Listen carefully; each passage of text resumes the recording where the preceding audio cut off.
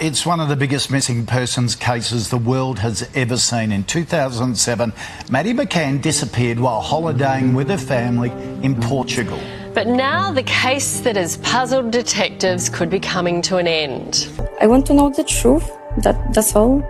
I think that everybody wants to know the truth. Like, for example, if you will be in my situation, you would like to know the truth too. 100%.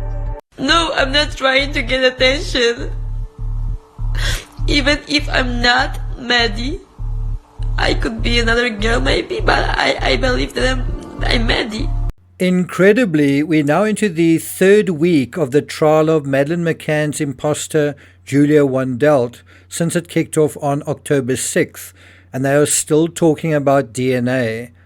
In this analysis, I want to review some strange goings-on in the Madeleine McCann case in its first 3 weeks, that's in 2007, following her disappearance, specifically regarding the DNA aspect. We'll also look at the very latest developments in court this week and look at the possibility of Julia being the offspring, not of both of Madeleine's parents, but just one. I got nightmares in my head, I fear. Thoughts build up until I can't feel. My mind fills up into a creature, and it haunts me somewhere much deeper. I got nightmares in my head, I fear. Hello and welcome to True Crime Rocket Science. If you were a Portuguese forensic detective and your job was to recover DNA evidence of Madeleine McCann, how would you do it? How do we do it? You can't. And ultimately, it's true, the local authorities couldn't find Madeleine's DNA, not in her bed, not in her room, not in her clothes, not in her swimming towel or bathing costume, not in the apartment, not in the entire country of Portugal. Wouldn't you say that's bizarre? And that might be even the most bizarre aspect of the Madeleine McCann case. Was this just bad luck or was this by design? Now, if you're thinking this doesn't make any sense, you're right, it doesn't. I mean, we are just dealing with a case now, the Charlie Kirk assassination, where DNA has been recovered from a towel stashed in a bush. Why couldn't Madeleine's DNA be retrieved in the same way, from her towel? And aren't those a few white towels hanging over one of the dinner table chairs in the far right of this crime scene photo? Don't those look like towels to you? In Kate McCann's book, quite curiously, there's only a single instance of the word towel being used, and that reference immediately precedes the last moments Madeleine was seen alive on the afternoon and early evening of May 3rd. But before we get to that, if you haven't subscribed to the channel, please do. By the way, Timmy has asked me to challenge you guys. He was actually a little bit sick a couple of days ago. He has since recovered. But he's asked me to challenge you guys, anyone who wants to give a $399 super thanks. I actually saw that on another channel. I literally couldn't believe it. Anyway, anyone up for the Timmy challenge? If you are, please do hit the thanks button and let's get started. So this is an excerpt from Kate McCann's book. She writes, I wanted to freshen up after my run. I thought I'd take advantage of these quiet few minutes. At around 6:40, as I was drying myself off, there was a knock on the patio doors and I heard David's voice calling me. Now, as you guys know, David Payne has been one of the people, one of the doctors testifying in the case against Julia Wandelt. She goes on to say, swiftly wrapping my towel around me, and then she continues telling her story. Now, if you think about it, Kate provides, as I say, an astonishing level of detail just in this particular scene. She even gives us a very precise timestamp, 6:40 p.m. And apparently that exact moment, that exact minute, there's a knock on the patio doors. She hears David's voice and she doesn't just wrap a towel around her, she does so swiftly. And this reminds me a little of the Amanda Knox case. In the context of a crime, Amanda is also taking a shower, wet and walking around, presumably in a towel. In Knox's book, the word towel comes up 5 times, including this reference.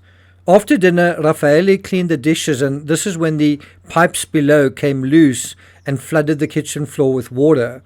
He was upset, but I told him we could clean it up tomorrow when I brought back a mop from my house. So literally on the night and sort of morning after the murder, there's literally a cleanup operation that is taking place involving a mop. She goes on to write, he put a few small towels over the water to soak up a little, and then he threw them into the sink. Now, we also know in the Amanda Knox case, incomplete DNA samples were found, and they only found a single fingerprint of Knox in the entire villa where she stayed. Now, let's go back to Madeleine McCann. Jerry was meeting Dave, Matt and Russell at 6 p.m. for the men's social tennis night. We decided we'd bath the children early, especially since they were all tired, and then I might take them down to the play area in their pajamas for a little while, if they weren't quite ready for their beds. Of course, one way to have trouble with a DNA sample, I guess, is if different children were bathed together and dried with the same towel. It is interesting to me that Kate admits here that on May 3rd, unusually, they decided to bath the children early. And just like little John Bonet almost 10 years earlier, on the day Madeleine disappeared, her mother describes her as being very tired, unusually tired, and going to bed early, unusually early. Now, coming back to the original question, if it was your job to get Madeleine's DNA, if it was up to you, how would you do it? Well, the obvious place to get it would be from her toy, Cuddle Cat. Her toy was basically a DNA sponge, even more so than a towel. It also has lots of irregular edges, perfect sort of places for DNA to accumulate and to be tagged onto.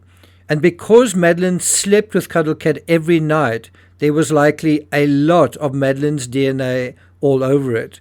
Now look at this reference from Kate McCann's book Madeleine. Cuddle Cat, a soft toy she'd been given soon after she was born and never went to bed without. We were in no doubt that all three would be asleep in an instant. And then she continues writing there. Now, if you wanted to test Cuddle Cat for DNA, I'm not sure if you could. Why? Because Kate had it with her almost wherever she went. And I spent quite a long time going through dozens and dozens, if not hundreds, of photos of Kate with Cuddle Cat. And if you spend a little time looking at these photos of Kate with Cuddle Cat, it's pretty incredible how early and for how long Madeleine's soft toy, a vital piece of evidence, wasn't in the custody of the investigators. Kate even had Cuddle Cat clutched in her hand during their very first press conference on May 4th. I think almost at the end of that month, you see her boarding a plane where she's flying to visit the Pope. Guess what? She's got Cuddle Cat with her for that as well. But coming back to that very first appearance of the McCanns in front of the television cameras, let's have a look. Let's zoom into Cuddle Cat. It already looks pretty clean in this photograph. Look closely. And look at all of these other photos of Kate carrying Cuddle Cat all over the place. She even took Cuddle Cat to the Questura when she was questioned, which I believe is this particular photo. And on and on and on. Kate with Cuddle Cat, you could make a pile, you could make a small mountain with these photos. And then at a certain point, Kate admitted that she washed Cuddle Cat. Did the police ever take Cuddle Cat into custody? If they had, would they really find any actionable evidence on Madeleine's toy? Again, look at all of these instances of Kate carrying Cuddle Cat to the beach, walking around the hotel, just walking around, going to another press conference. Would there be any point in confiscating Cuddle Cat and doing any tests on it after so much contamination from Madeleine's mother? So what do you think? If they had confiscated it, if they had tested it, would they have found any actionable evidence on Madeleine's toy? Well, I've seen speculation that this might have happened on August 3rd. In other words, that the police did take this toy, and that this was very shortly before Eddie and Keeler, the blood and cadaver dogs, were brought in. And if you think about it, it would make sense to test the toy, at least for blood and cadaver traces, using the dogs. Well, guess what? They did do that, and guess what happened? The cadaver dog apparently alerted on Cuddle Cat. Now, have a look at this moment right here where the dog actually selects the toy out of a hamper, possibly a shoe basket. It's kind of hard to tell exactly where the toy is when the dog retrieves it. And then the same toy again, this time hidden in a wooden cabinet. This alert is so significant and the item so important, the handler specifically holds the pink toy, that's Madeleine's cuddle cat, up to the camera at one point. There's actually quite a lot of footage here of the dog with cuddle cat. The cadaver dog Eddie actually picks up this toy and places it on the floor, and then later on you can actually hear the dog barking about the dog can sense that the toy is nearby.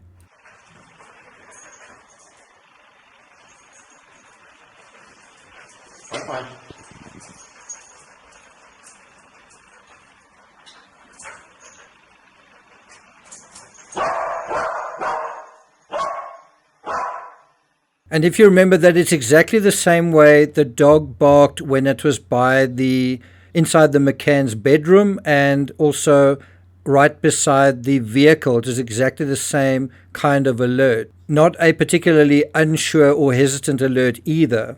After both trained dogs alerted to vestiges in the apartment and in the vehicle, and to one of them to Madeleine's soft toy in the villa, 1 week later the authorities publicly admitted for the first time that Madeleine could be dead. And I think this admission for the first time that Madeleine could be dead was made somewhere around August the 11th. On September 12th, a month and a day later, this headline appeared in South African media: Maddie cops want cuddle cat. And then look at this family representative, in this case Jerry McCann's sister Philomena, saying that the police wanted to access a soft toy cuddle cat which belonged to Madeleine and which Kate McCann has kept with her. And so Jerry's sister says handing over the toy would be extremely distressing for Kate McCann, and complained that the police had been dragging their feet in the investigation. It's amazing that one would accuse the police of dragging their feet while at the same time appearing not to want to do certain things the police apparently specifically asked for. The article goes on to note, everything they have done has been too little too late. It is a disgrace they even asked for cuddle cat. And this is apparently what Philomena told Britain's Press Association news agency. Media reports in Portugal and Britain said police also want Kate McCann's diary. Now, as early as September 16, 2007, around the time the suspicion around the McCanns was really at its peak, The Independent reported on the case as follows. The prosecutor in the Algarve passed a 4,000-page file on the case to Judge Pedro Miguel dos Anjos Frias, who has until Thursday to decide what happens next. The McCanns, both 39 years old, could be charged. This is what the British media are reporting on September 16. And it's really just a month after these dogs, Eddie and Keeler, have done their thing.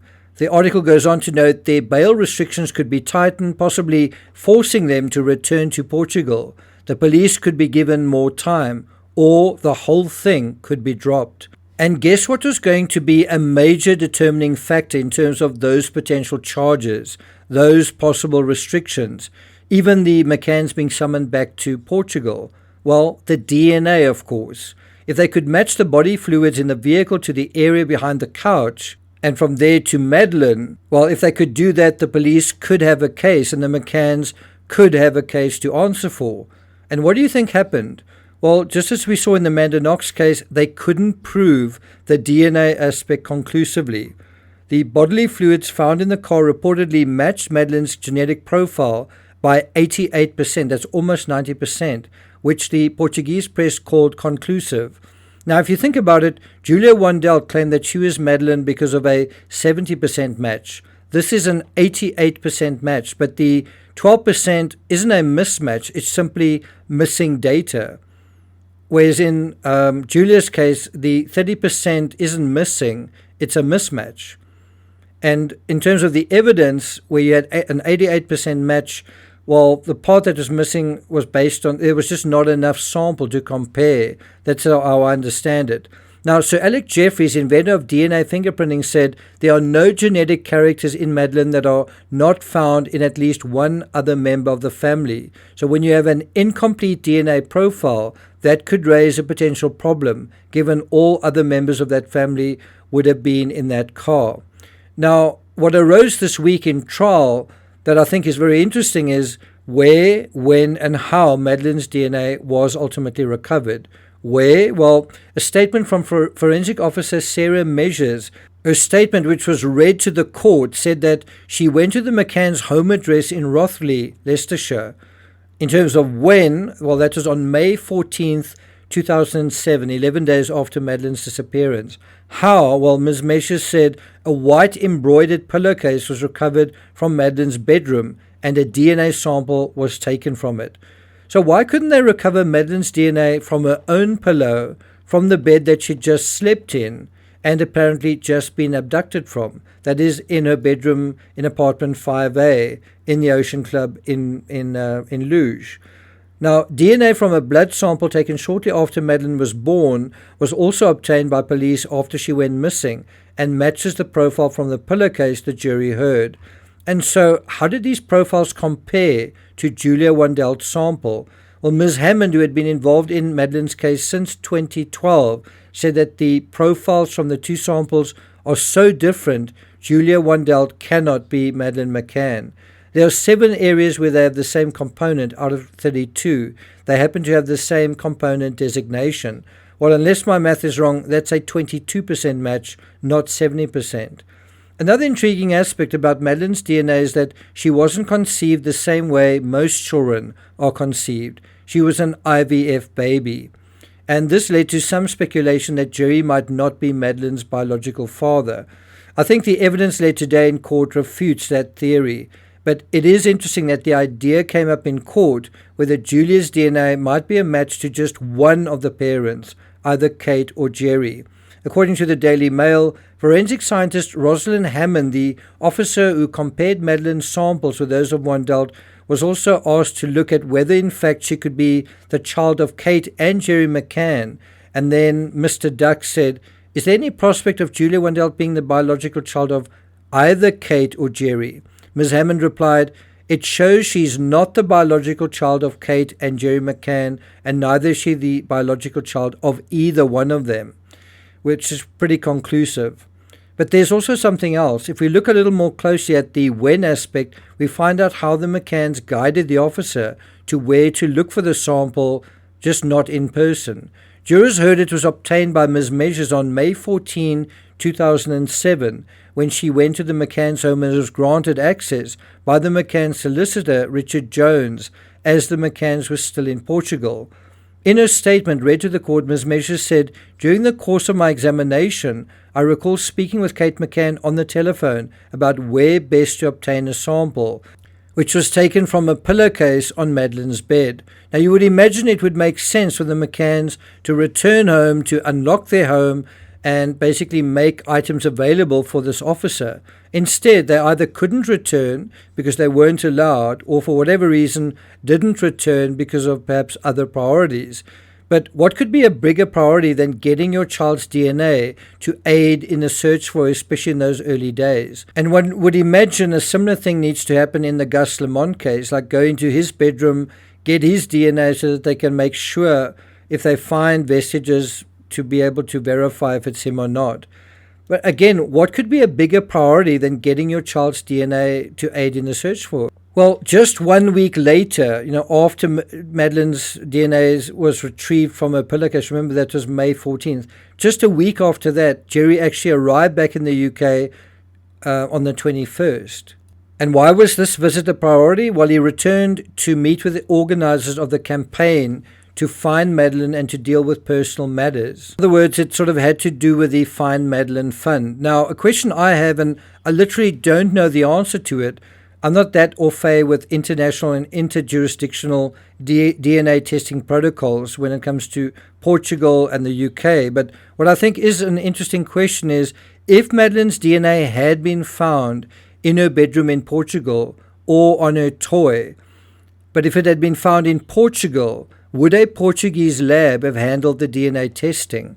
I just find it interesting that when the crime scene is in Portugal, you somehow have a situation where very vital evidence is tested by a lab in another country. That lab was the Forensic Science Service, or FSS. And barely 3 years after he tested the McCann sample, that lab closed in 2010. And by March 2012, it was dissolved completely. The FSS lab was an executive agency of the Home Office, and we know the British government was heavily involved in the McCann case. I guess what I'm saying is, imagine if they were investigating the murder of Meredith Kircher, and for reasons unknown, just hypothetically, let's say they couldn't get a sample of Amanda Knox's DNA. Would the Italians really hand that aspect of the investigation over to the Americans? One does have to wonder if the Madeleine McCann case, if the DNA aspect wasn't so compromised, wasn't so confused, wasn't so unclear at the time, would the little girl's fate not be a lot more obvious than it is today? Well, I'm not going to take it further than that. Thank you for listening, and I'll see you guys next time.